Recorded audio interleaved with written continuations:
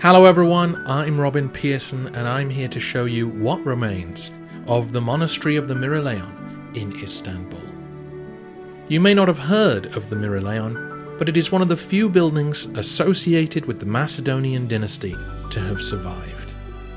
If you divide Byzantine history into three periods, early, middle and late, then most of the buildings which survive in Istanbul today are from the early period. And that might seem odd, but that was the time when the Roman Empire was a superpower and had the resources to build gigantic earthquake-proof structures. The late period has also left us a good number of buildings, largely because the Ottomans took them over and maintained them for their use. From the middle period, little is left today, which is a shame because this was the medieval height of Byzantium, and the Macedonian dynasty in particular enjoyed a political and cultural high point that is no longer really reflected in bricks and mortar. Thankfully, though, we do have the Myrelaion. The Macedonian dynasty ruled the Roman Empire between 867 and 1056 AD.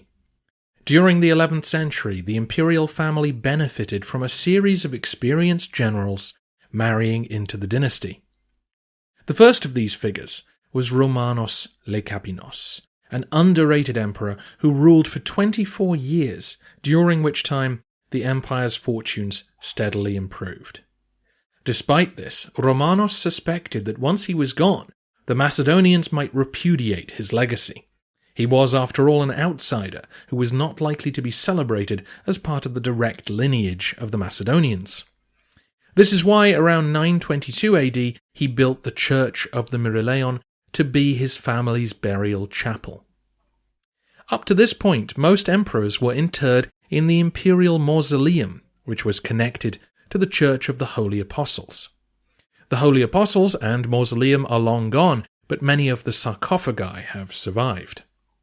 Romanos' frosty relationship with his successor, Constantine VII, led the senior emperor to create his own burial place where his family's contribution to the empire would be recognized. He chose a site near the Forum of Theodosius. This is a reconstruction of it.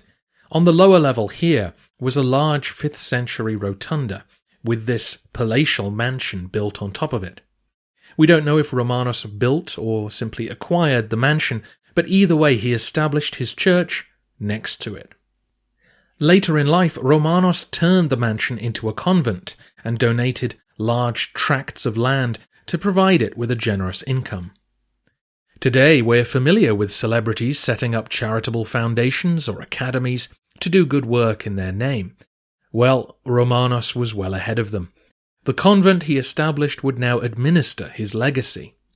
The emperor and several members of his family were buried in imperial sarcophagi in the Myrelaion chapel, and the nuns he left behind would pray for their souls, as well as using their excess income to provide social care for the needy in Romanos' name. Lekapenos succeeded in protecting his family from any Macedonian vindictiveness, and he set an example that future emperors would follow. When the Macedonian dynasty ended, Byzantine rulers would increasingly look to found their own charitable complexes to be buried and remembered in. The Myrelaion, meaning the place of myrrh oil, continued to function as a convent for the next few centuries. Around 1200, it was gutted by fire, which probably means it suffered during the sack of the city by the Crusaders in 1204 AD. A century or so later it was restored, and this time became a male monastery. It was probably in this guise that the Ottomans discovered it in 1453 when they captured Constantinople. According to Ottoman historians, the chapel was converted into a mosque by a member of the Byzantine imperial family. Messi Pasha was a relative of the last Byzantine emperor, Constantine XI, but converted to Islam and joined the victorious forces of Sultan Mehmet II. When he converted the Myrelaion, the new mosque became known as Bodrum Mosque, meaning basement mosque. named after the huge basement that Romanos had had to build to keep his church level with the mansion next door. The building suffered terribly from fires in 1784 and again in 1912, and was only excavated and restored in the 1960s. Though Romanos's mansion has disappeared, the other three parts of the site have survived. Entering the mosque, you will see that almost none of the decoration from the Byzantine era is still with us. The marbles and mosaics of Romanos's time have been lost, though fragments can be seen in the Istanbul Archaeological Museum. However, as this is the only surviving space where an emperor was laid to rest, it deserves special attention. In the early period of Byzantine history, churches tended to be large, designed to cater for the city's growing population. Here in the 10th century, we are in the period after iconoclasm, a controversy that raged for over a century over the place of images in the church. New churches were now smaller and more intimate. The Myrelaion is just 10 by 17 metres wide, and though this is in part because it is a monastic chapel and not intended for wider use, it also reflects the new decorative programs, which became a key feature of Byzantine churches. You are now looking at the Chora Church, another smaller foundation whose decoration has remained intact. Once upon a time, the Myrelaion would have been covered in mosaics and frescoes just like this, displaying the heavenly host in a way that brought them closer to the believer. Some scholars think that the needs of this new decoration dictated both smaller buildings and a particular architectural form, providing artists with undulating surfaces and framed spaces in which to fit their iconography. The smaller scale of these buildings brought these holy figures closer to the believer, making their relationship to the image more personal.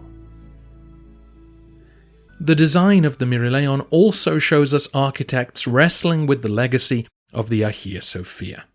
The triumph of its amazing dome meant that all Byzantine churches required one, and yet churches also needed to maintain the cruciform shape that lent itself to long, domeless basilicas. The Myrelaion gives us an early example of the cross-in-square style church. As you can see from this plan, the dome sits atop a cross shape formed within the square of the central naos. The dome is just 3.3 meters in diameter, about 1/10 that of the Hagia Sophia, but it remains the central focus of the building nonetheless. The basement of the church has also been restored, preserving a few more Roman features, including, more excitingly, this faded fresco. It depicts a woman kneeling before the standing figure of the Virgin Mary. I know it's not very clear. This reconstruction gives you a sense of the kneeling woman, and this conjectural drawing shows us what the full image would have looked like. We know that this part of the building became a funerary chapel in later centuries, so this kneeling woman may well be a wealthy donor to the monastery who was buried in this very room. Next door, the substructure that held up Romanos's mansion has also survived. Although this may sound like a dull sight to visit, this rotunda is the second largest to have survived from the entire Roman world, behind only the Pantheon in Rome. Built in the 5th century, its 42-metre diameter means it was of palatial size, and scholars still debate exactly what its function was, though its sheer bulk suggests that it was an imperial construction. When I first visited, the whole building had been turned into a bazaar for leather goods, leading to the incongruous task of searching amongst the handbags to find crosses and capitals. By the 10th century, this giant building was in ruins, and someone decided to turn it into a cistern to provide the mansion above with an ample water supply. It may have been Romanos who ordered this, but we can't be sure. The engineering required to make the rotunda watertight and the installation of these columns to support the palace above has helped it survive intact throughout the centuries. On my last visit, it was being refurbished again, with the decoration of the Byzantine era continuing to be preserved. If you'd like to visit the Bodrum Mosque, I would suggest hiring a tour guide who can let them know you're coming. During my visits, the Imam was incredibly friendly and accommodating. If the rotunda has been reopened for commercial use, then you should be able to walk in and browse at your leisure. If you'd like more detailed information about the Myrelaion and the rotunda, then visit thebyzantinelegacy.com. It's a fantastic website providing breakdowns of the Byzantine buildings that can still be seen today, and there you'll find most of the still images and sketches used in these videos. If you'd like to learn more about Romanos Lekapenos, then check out these episodes of the History of Byzantium podcast.